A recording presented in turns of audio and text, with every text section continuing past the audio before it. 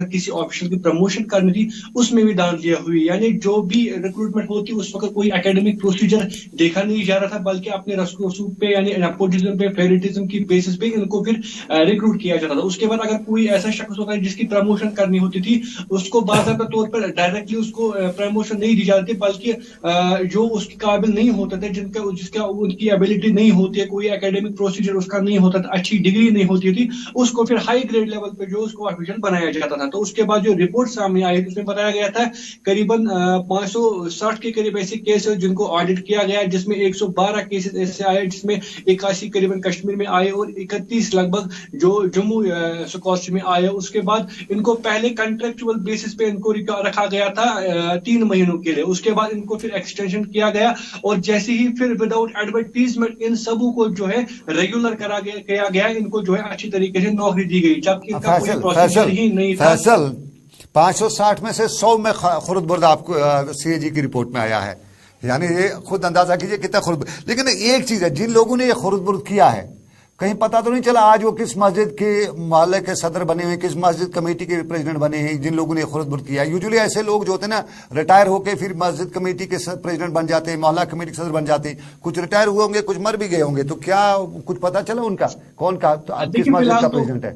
ये तो पता नहीं है कि किन्होंने ये किया है, लेकिन ये अभी आने वाले दिनों में पता चलेगा। जैसे अब रिपोर्ट सामने आएगी, क्या इसके हवाले से कोई कार्रवाई होगी, क्या उन ऑफिशियल्स को लिया जाएगा। ये खाली इस 560 की बात नहीं है, इससे पहले इससे बात वगैरह भी काफी ज्यादा ऐसे हुए जिनको असिस्टेंट प्रोफेसर्स की बात हो या टेक्निकल ऑफिसर्स की बात हो, बहुत सारी ऐसी रिक्रूटमेंट हुए जो कि कभी लेटरल एंट्री, कभी नेपोटिज्म के बेस पे, कभी फेवरेटिज्म के बेस पे। ये खाली इन 570 केस की बात नहीं, इससे पहले भी काफी ज्यादा केस आए हैं जिनको ऐसे ही किया गया, जबकि कोई प्रोसीजर फॉलो किया ही गया, नहीं एडवर्टीजमेंट निकाला गया, नहीं कोई उनकी ऐसी डिग्री होती जिसके बेस पे उसको दिया जाएगा। खासकर असिस्टेंट प्रोफेसर की बात करें, उनके लिए नेट सेट बहुत ही इंपॉर्टेंट होता है, लेकिन वो भी कहीं नहीं देखा जाए, उसके बगैर ही सबको जो है नौकरी दी गई, प्रमोशन की गई। अभी आने वाले दिनों में चलिए फैसल, अफसोस किया जाता है इस कौम पे और कुछ नहीं कर सकते हैं।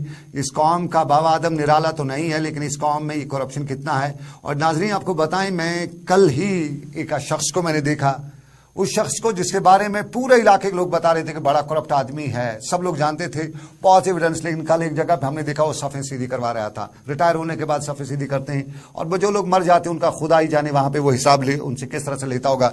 लेकिन यहाँ पे भी ये मामला जो है, और ये जो है पहले कंट्रैक्चुअल को परमानेंट किया, कंट्रैक्चुअल लगाया, फिर उनको परमानेंट किया, फिर उनको प्रमोट किया, फिर उनको सर्विस बुक बनाया, फिर उनको ये किस तरह से ये करप्ट के लोग हैं, इनका क्या कहा जा सकता है। और आज अगर सरकार जरा इन लोगों को सीधा कर जाती तो यहाँ पे शायद कभी ऐसा नहीं होता, यहाँ पे हालात कभी ठीक नहीं होते। सबसे बड़ी बीमारी यही है। लेकिन बताएं, इस बीमारी का इलाज हमारे पास नहीं है। हम बता देते हैं, हम जानते हैं, हम बहुत से लोगों को जानते हैं करप्ट हैं, ऐसे ऐसे केस हमारे पास आते हैं, लेकिन साफ जाहिर है बाद में हमें अदालतों तक खींचा जाता है और हमारे पास हद के इज्जत के दावे हम पे किए जाते हैं, बताया जाता है कि आपने किया। लेकिन उनका ये कोई नहीं पूछता है कि आपका सोर्स ऑफ इनकम जो है। हम एक पटवारी साहब को जानते हैं जिसकी पटवारी का मकान जो है वो यहाँ के चीफ मिनिस्टर से ज्यादा, चीफ गवर्नर साहब के जो कोठी है उससे ज्यादा की वैल्यू रखता है, और उनके बारे में सब लोग कहते हैं कि यहाँ करप्ट, लेकिन फिर भी वो बड़ा है इलाके का, कोई पूछने वाला नहीं है। चलिए नाज़रीन, ये एक पहलू तस्वीर का, लेकिन इसके साथ ही बताएं आज का जिक्र स्पेशल यहीं पे इख्तिताम पजीर हुआ चाहता है। मुझे इस उम्मीद के साथ दीजिए इजाजत, करो कायनात की मर्जी।